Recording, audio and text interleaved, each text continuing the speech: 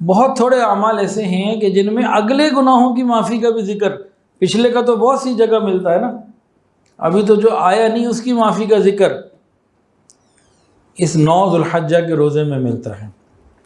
اور 9 ذو الحجہ کا روزہ ہمیں کب رکھنا ہے؟ پاکستان کی 9 یا سعودی عرب کی 9؟ بتائیے۔ پاکستان کی کیوں؟ حاجی وہاں پہ ہے، سعودی عرب ہوا ہے، اسلام وہاں نازل ہے، پاکستان کی کیوں بھائی؟ کتنے افسوس کی بات ہے۔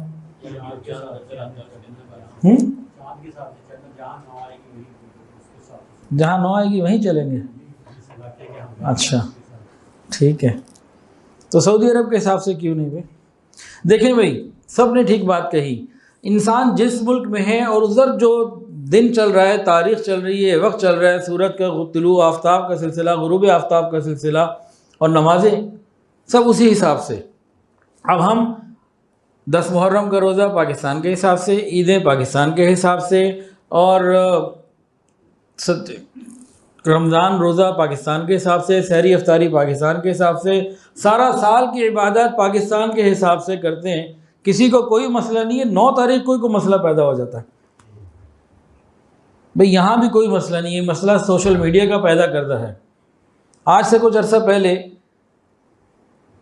بچے اپنے اساتذہ سے، اپنے والدین سے، اپنے گھر کے ماحول سے سیکھتے تھے، اور آج زیادہ تر یہ میڈیا سے سیکھتے ہیں، نہ اسکول سے سیکھتے، نہ مدرسے سے سیکھتے، نہ ماں باپ سے سیکھتے، آج کل تو یہ زیادہ تر سوشل میڈیا سے سیکھتے ہیں۔ تو ہماری 9 جو ہوگی، اور اس سال ہفتے کا دن ہے، اتوار کو عید ہے، ہماری 9 ہے ہفتے کی، تو 9 ذو الحجہ کا روزہ ہم نے ہفتے کو رکھنا ہے اس سال انشاءاللہ۔ اللہ تعالیٰ ہمیں اس پہ اجر عطا فرمائیں گے۔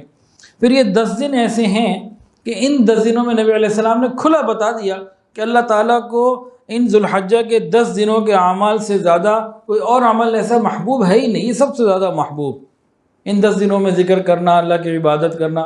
نبی علیہ السلام سے صحابہ نے پوچھا کیا ان 10 دنوں میں نیک اعمال، ذکر اللہ، جہاد سے بھی افضل؟ فرمایا ہاں، جہاد سے بھی افضل۔ جہاد تو ایک بہت بڑا عمل ہے، لیکن سمجھانے کے لیے بتایا کہ اس سے بھی افضل۔ فرمایا کہ وہ مجاہد جو اللہ کے راستے میں نکلا، شہید بھی ہو گیا، جانور بھی قربان، مال بھی قربان، وہ تو آگے نکل جائے گا، ورنہ اپنے گھر میں بیٹھا ہوا ذکر کرنے والا، عبادت کرنے والا، اس کو بڑی فضیلت اللہ دیں گے۔ نبی علیہ السلام نے فرمایا اللہ تعالیٰ کے نزدیک 10 ذو الحجہ سے زیادہ عظمت والے دن کوئی نہیں، نہ ان دنوں کے عمل سے کسی اور دن کا زیادہ عمل محبوب ہے، لہذا تم ان دنوں میں سبحان اللہ، الحمدللہ، اللہ اکبر، لا الہ الا اللہ کثرت سے پڑھتے رہا کرو۔ یہ کرتے رہنا چاہیے، پڑھتے رہنا چاہیے۔ چلیں ایک دفعہ سب پڑھ لیں، اللہ اکبر، لا الہ الا اللہ واللہ اکبر، اللہ اکبر وللہ الحمد۔ انفرادی پڑھنا چاہیے، پڑھتے رہنا چاہیے۔ جنہوں نے قربانی کرنی ہوتی ہے نا، ان کے لیے مستحب عمل، اللہ تعالیٰ کے زیادہ پسند آ جانے والا عمل کیا ہے کہ وہ چاند نکلنے کے بعد قربانی ہونے تک نہ ناخن کاٹیں، نہ بال کاٹیں۔ یہ مستحب عمل ہے، نہ فرض ہے نہ واجب ہے۔ اگر کسی نے کاٹ لیے تو کوئی غلطی نہیں، کوئی گناہ نہیں۔ ہاں اگر نہ کاٹے تو زیادہ ثواب ہے، اور یہ وہ عمل ہے جو اللہ کو محبوب ہے، تو اس لیے کوشش کرنی چاہیے کہ نہ کاٹیں۔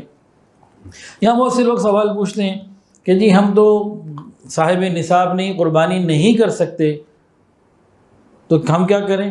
بھائی آپ بھی کر لیں، کوئی حرج نہیں۔ جس نے قربانی کرنی ہے اس کے لیے زیادہ بہتر ہے، جس نے قربانی نہیں کرنی اس وجہ سے نہیں کرنی کہ اس کے پاس وسائل نہیں ہیں، اور وہ بھی اگر یہ عمل کر لیتا ہے تو بہت خیر کی بات ہے، اور اگر دونوں میں سے کسی ایک کا رہ گیا، نہیں کر سکا، تو کوئی حرج کی بات بھی نہیں، تو اس میں پریشان ہونے کی بات نہیں ہے۔ ہاں اللہ تعالیٰ کا محبوب عمل ہے، کرنا چاہیے۔